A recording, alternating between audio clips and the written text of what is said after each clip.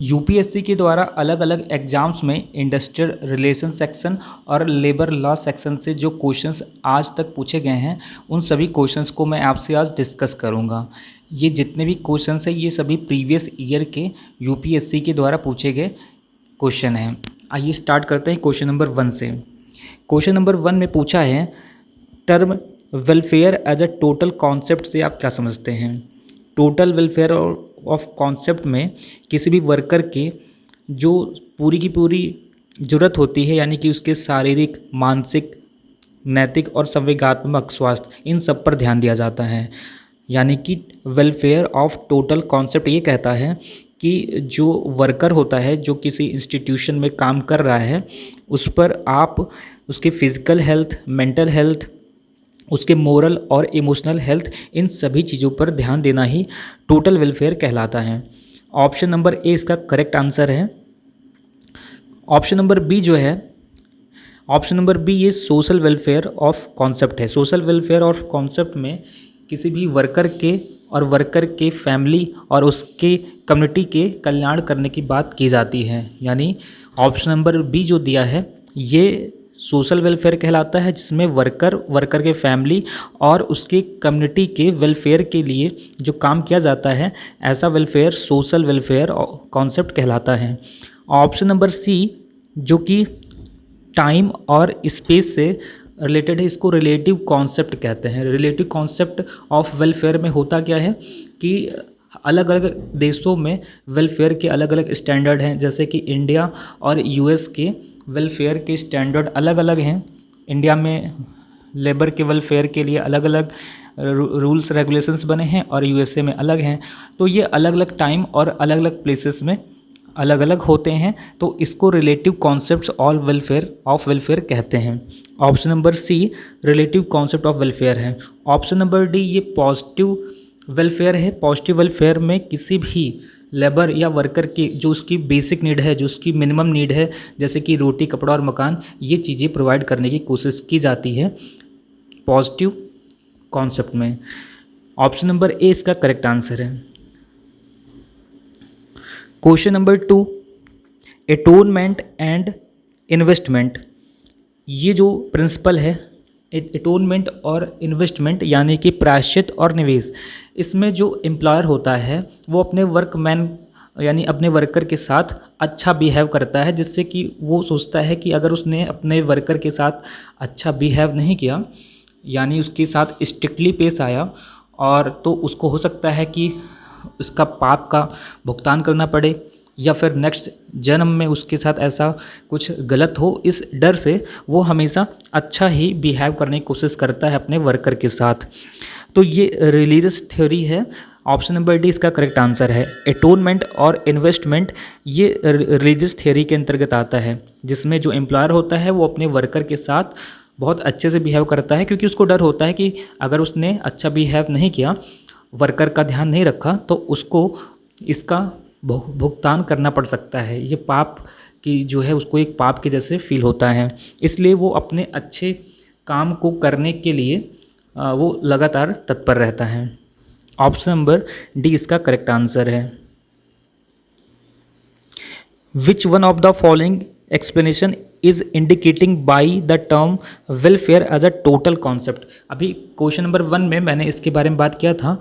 Welfare of total concept ये कहता है कि जो भी वर्कर है उसके हर एक पहलू पर ध्यान देना है। उसके फिजिकल हेल्थ, उसके मोरल हेल्थ, मेंटल हेल्थ और उसके इमोशनल हेल्थ, हर एक चीज़ों को पर उसका ध्यान देना ही टोटल वेलफेयर ऑफ कॉन्सेप्ट कहलाता है। जहाँ पर उसके परिवार और कम्युनिटी की बात होती है तो वो सोशल वेलफेयर कहलाता है।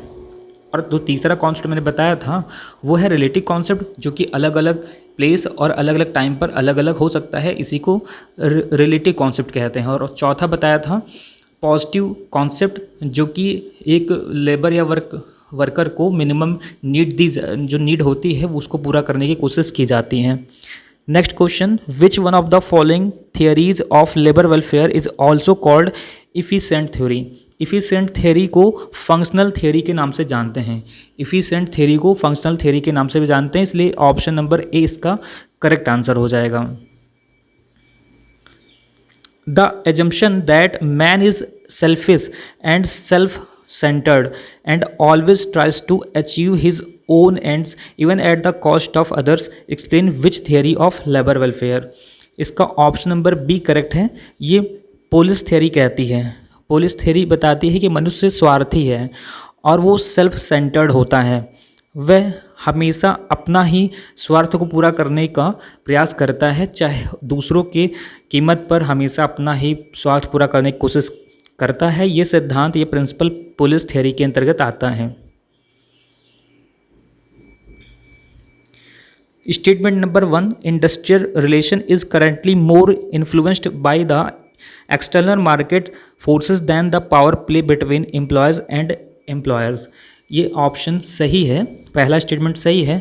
आज का जो टाइम है इंडस्ट्रियल रिलेशन का, इसमें एक्सटर्नल पावर काफ़ी रोल प्ले करता है, क्योंकि अगर एम्प्लॉयर और वर्कर के बीच में कोई आर्गूमेंट होता है तो जो एम्प्लॉय होता है वो तुरंत छोड़ सकता है और उसको कहीं और दूसरी जगह भी काम मिल सकता है, क्योंकि ग्लोबलाइजेशन का टाइम है और इस ग्लोबलाइजेशन के पीरियड में वर्कर को काम बहुत आसानी से बहुत अलग अलग जगह पर अलग अलग कंपनियों में या अलग अलग फैक्ट्रियों में मिल सकता है। तो इस तरह से option number statement number 1 correct है। स्टेटमेंट नंबर दूसरा क्या है? The forces of globalization have made competition so imperative that union and their tactics like stopping productivity no more hold goods. पहले के टाइम में ज़्यादातर जब इंस्टीट्यूशंस यानी जब बहुत सारा फैक्ट्री और इंडस्ट्रीज़ नहीं हुआ करती थी तो उस टाइम एम्प्लॉयर और एम्प्लॉय, इन दो एम्प्लॉय कहीं ना कहीं एम्प्लॉयर के अंडर में होकर के काम किया करता था। पर अब जो है वो जैसे कि प्रोडक्टिविटी को रोक दे, ये सब काम करने में थोड़ा सा उसको सोचना पड़ता है। तो ऑप्शन नंबर यानी स्टेटमेंट नंबर 2 भी करेक्ट है। ग्लोबलाइजेशन के इफेक्ट की वजह से ये सब संभव हो पाया है। ये दोनों स्टेटमेंट करेक्ट हैं। Question number next, which one of the following is not a logic of industrial relation. Industrial relation के 3 लॉजिक हैं। पहला है द लॉजिक ऑफ कंपटीशन, दूसरा है the logic of industrial peace और तीसरा है the logic of employment income protection. Option number A इसका करेक्ट आंसर है। लॉजिक ऑफ कॉन्फ्लिक्ट, ऐसा कोई लॉजिक इंडस्ट्रियल रिलेशन में नहीं होता है। बी सी डी 3 प्रकार के लॉजिक ऑफ कॉन्सेप्ट हैं। ऑप्शन नंबर ए इसका करेक्ट आंसर है। Next question, which one of the following perspective of industrial relation is based on the assumption that both the parties strive to exercise economic political control power. ये pluralistic approach का concept है, pluralistic perspective concept है। Option number A correct है। Pluralistic perspective में employer, employee, government और बहुत सारे stake holders होते हैं। ऑप्शन नंबर ए इसका करेक्ट आंसर है। प्लूरिस्टिक का मतलब होता है बहुत सारे लोगों का, यहाँ पर बहुत सारे स्टेक होल्डर्स का यहाँ पर ग्रुप होता है। Option number A correct answer था। Next question, which one of the following statement about industrial relation is not correct. Industrial relation के बारे में कौन सा स्टेटमेंट करेक्ट नहीं है। ऑप्शन नंबर ए दिया है कि industrial relation have to be managed in the interest of maintaining a viable collaboration structure. Option number B दिया है formulation of rules by consensus and their implementation are core to industrial relation. ये दोनों ऑप्शन सही हैं। Option number A, B और D तीनों सही हैं। ऑप्शन नंबर सी इसका करेक्ट आंसर है, जो कि इन 4 स्टेटमेंट में ऑप्शन नंबर सी सही नहीं है। आंसर इसका ऑप्शन नंबर सी है, जिसमें कहा गया है the pluralistic framework looks employ participation in industrial relation from a disintegrative perspective. Disintegrative नहीं होता है, डिसइंटीग्रेटिव ना होकर के एक होता है, इंटीग्रेट होता है। प्लूरिस्टिक पर्सपेक्टिव में इंटीग्रेटिव पर्सपेक्टिव होता है। What what is a wild cat strike? Wild cat strike का क्या मतलब होता है? जब वर्कर्स के ग्रुप के द्वारा अचानक बिना किसी फॉर्मल नोटिस के, एम्प्लॉयर को बिना किसी फॉर्मल नोटिस के या अपने ही यूनियन को बिना कंसेंट किए, अपने ही यूनियन के बिना सहमति के जब कोई स्ट्राइक करता है तो इसी को वाइल्ड कैट स्ट्राइक कहते हैं। वाइल्ड कैट स्ट्राइक का मतलब होता है जब वर्कर्स, किसी भी यूनियन के वर्कर्स के द्वारा अचानक बिना अपने एम्प्लॉयर को नोटिस दिए और अपने ही यूनियन के लोगों से बिना सहमति के जब स्ट्राइक की जाती है तो ऐसे स्ट्राइक को वाइल्ड कैट स्ट्राइक कहते हैं। Which one of the following is a jurisdictional strike? Jurisdictional strike in 4 option में से कौन सा है? ऑप्शन नंबर सी इसका करेक्ट आंसर है। 2 unions may claim to represent the same set of workers and make claims for recognition on this claim and go for a strike to pressurise the management. Jurisdictional strike का option number C सही है। इसमें अलग अलग 2 group होते हैं।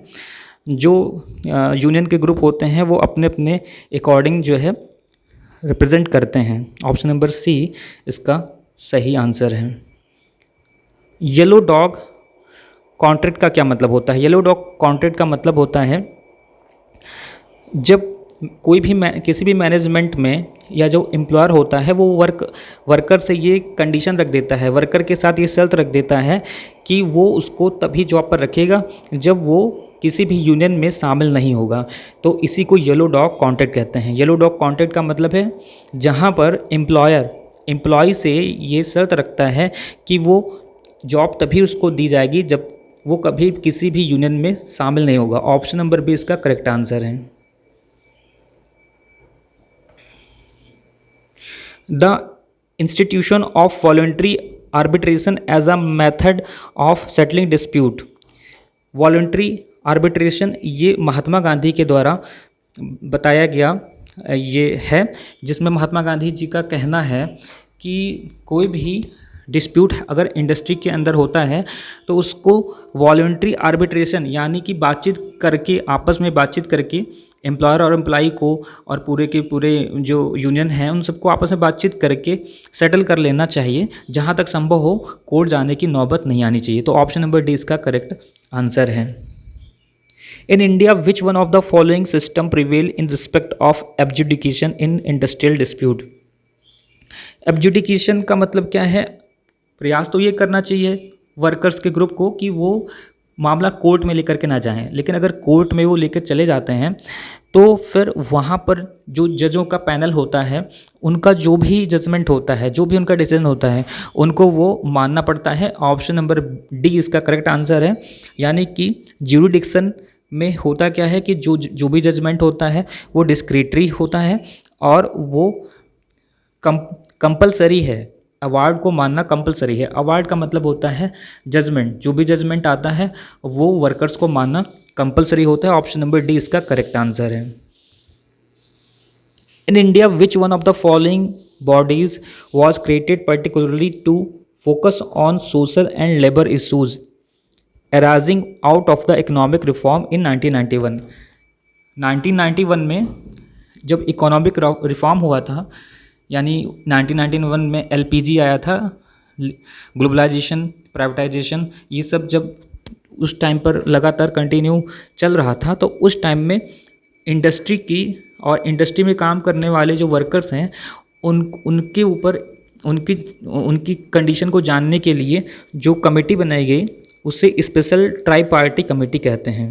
1991 में जब इकोनॉमिक रिफॉर्म हो रहे थे तो इस इकोनॉमिक रिफॉर्म में वर्कर के ऊपर, लेबर के ऊपर क्या उस इकोनॉमिक रिफॉर्म का प्रभाव पड़ता है ये जानने के लिए स्पेशल ट्राई पार्टी कमेटी को इस्टेब्लिश किया गया था।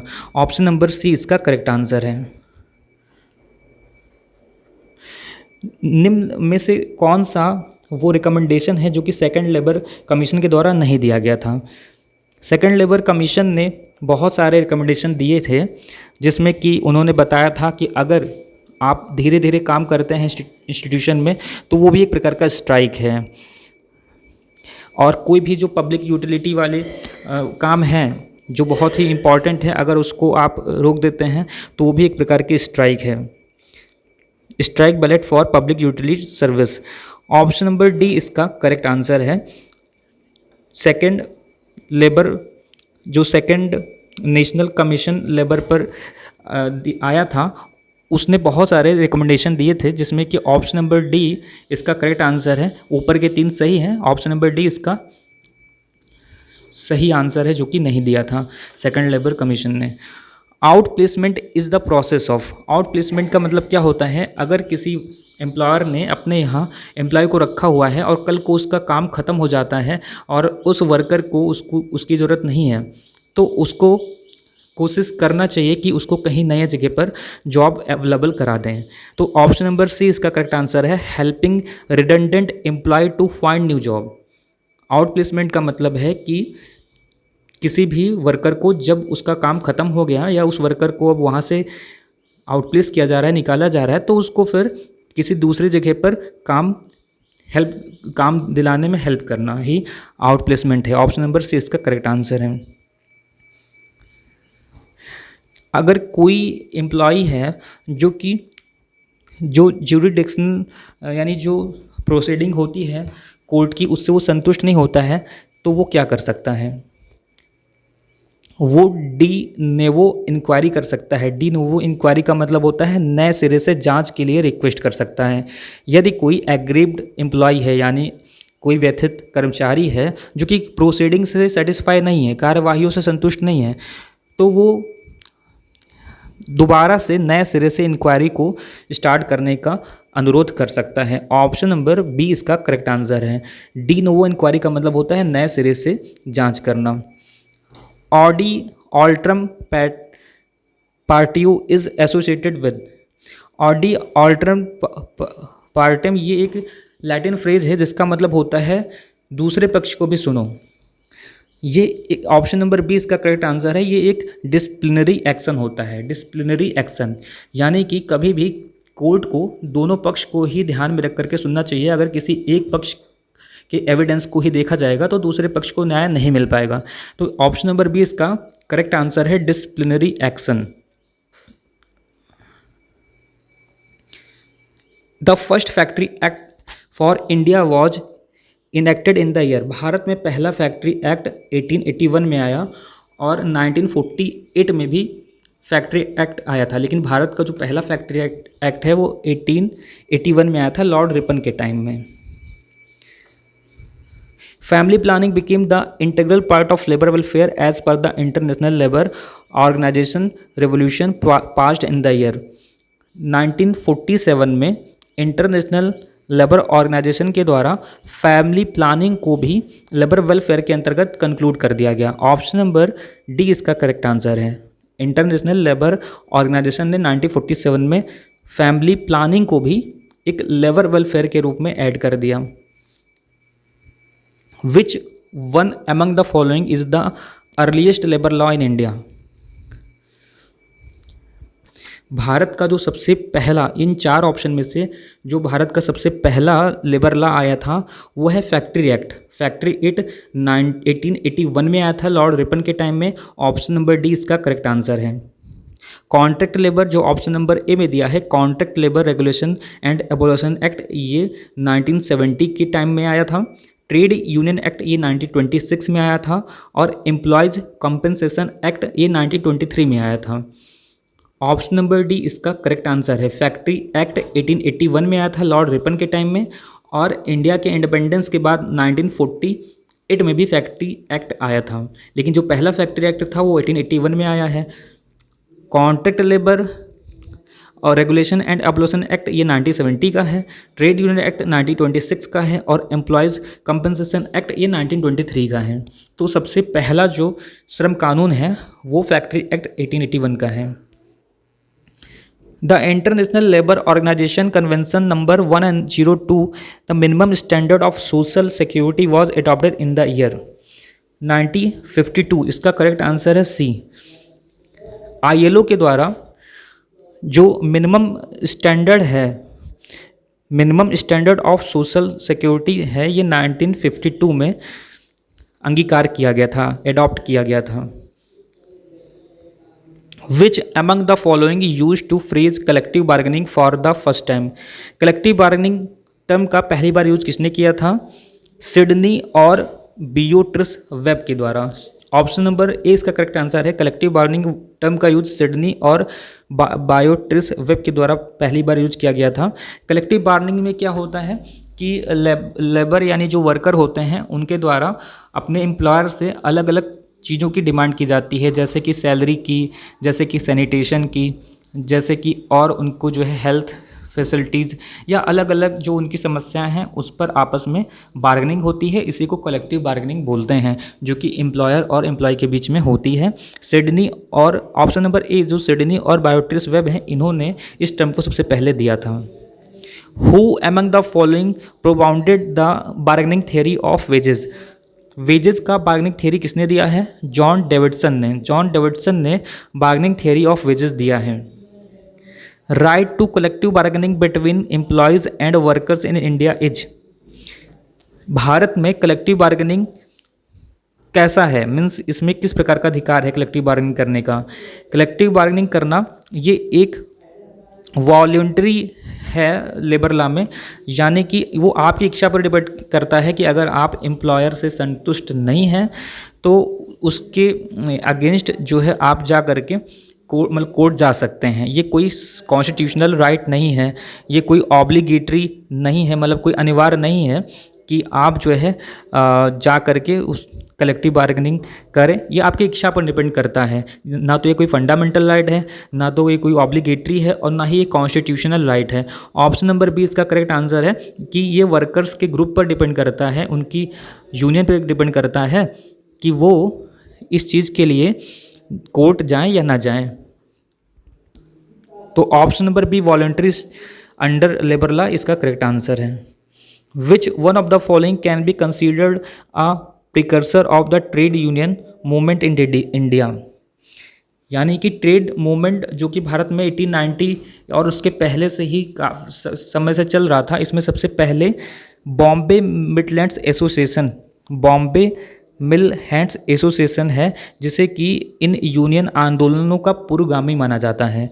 इन जितने भी यूनियन मूवमेंट हैं उन सबका उसको प्रिकर्सर माना जाता है। बॉम्बे मिडलैंड्स एसोसिएशन 1890 के टाइम का है ये। Who among the following was the first president of all India trade union congress? All India trade union congress का पहला प्रेसिडेंट कौन था? Lala Lajpat Rai ji. Option number D इसका करेक्ट आंसर है। Which one of the following was originally formed to give Indian representation to ILO? ILO में सबसे पहली बार किसने जो है रिप्रेजेंट किया है इसमें से? All India trade union, all India trade union congress. Option number C इसका करेक्ट आंसर है। Who among the following was the under president of the International Trade Union Confederation? Option number B sir आन बरोए। अंतर्राष्ट्रीय trade union परिसंघ का संस्थापक अध्यक्ष कौन था? सर आन बरोए। The concept of national floor level minimum wage was mooted and recommended by? National floor level जो होता है उसमें ये निर्धारित कर दिया जाता है कि किसी भी वर्कर को, किसी भी लेबर को आप इससे कम वेज नहीं दे सकते हैं। इसका निर्धारण, इसका रिकमेंडेशन किसने दिया था? Option number C National commission on Rural Labour ने। National commission on Rural Labour ने national floor level management wage के बारे में बात किया था। इसको मैचिंग करना है industrial welfare, industrial welfare. Option number 3 Robert oven. हमेशा जो है रॉबर्ट ओवन जो थे ये काफ़ी सोशल रिफॉर्मर के रूप में माने जाते हैं। ये हमेशा वर्कर के हित की बात करते हैं। तो इंडस्ट्रियल वेलफेयर की बात की है रॉबर्ट ओवन ने। Concept of third force, option number D इसका करेक्ट आंसर है। ह्यूमन रिलेशन थॉट, इसको एल्टन मायो ने दिया है। कॉन्सेप्ट ऑफ थर्ड फोर्स, इसको चार्ल्स ए मायर्स ने दिया है। और अहमदाबाद एक्सपेरिमेंट, ये ए के राइस के द्वारा दिया गया है। अहमदाबाद एक्सपेरिमेंट ये ए के राइस के द्वारा दिया गया है। ऑप्शन नंबर डी इसका करेक्ट आंसर है। First national commission on labour, ये पीबी गजेंद्रकर के लीडरशिप में first national commission on labour आया था, PB Gajendragadkar. Option number A इसका करेक्ट आंसर है। Wage board for working journalist, R Majithia. Second national commission on labour के head Ravindra Varma थे। Second national commission on labour के हेड रविंद्र वर्मा थे। इंडेक्स रिव्यू कमेटी के head GK Chanda थे। G K Chandra index review committee के head थे। Which one of the following legislation is comprehensive social security legislation? The employ state insurance act. The employ state insurance act, ये जो है option number B इसका correct answer है, जो कि एक कॉम्प्रिहेंसिव सोशल सिक्योरिटी लेजिस्लेशन है। In which of the following acts housing facility is a statutory provision? Housing facility plantation labour act 1951 के तहत है। प्लांटेशन लेबर एक्ट 1951 के तहत ऑप्शन नंबर ए इसका करेक्ट आंसर है। The famous Giri approach in industrial relation in India exposes the cause of. Giri approach हमेशा जो है, ग्री अप्रोच का मतलब है कि वो कलेक्टिव बार्गेनिंग को फोर्स करता है, कलेक्टिव बार्गेनिंग के बारे में जोर डालता है, जिसमें एम्प्लॉयर और वर्कर को आपस में बातचीत करके ही मैटर को सॉल्व करने की कोशिश करनी चाहिए। ऑप्शन नंबर बी इसका करेक्ट आंसर है।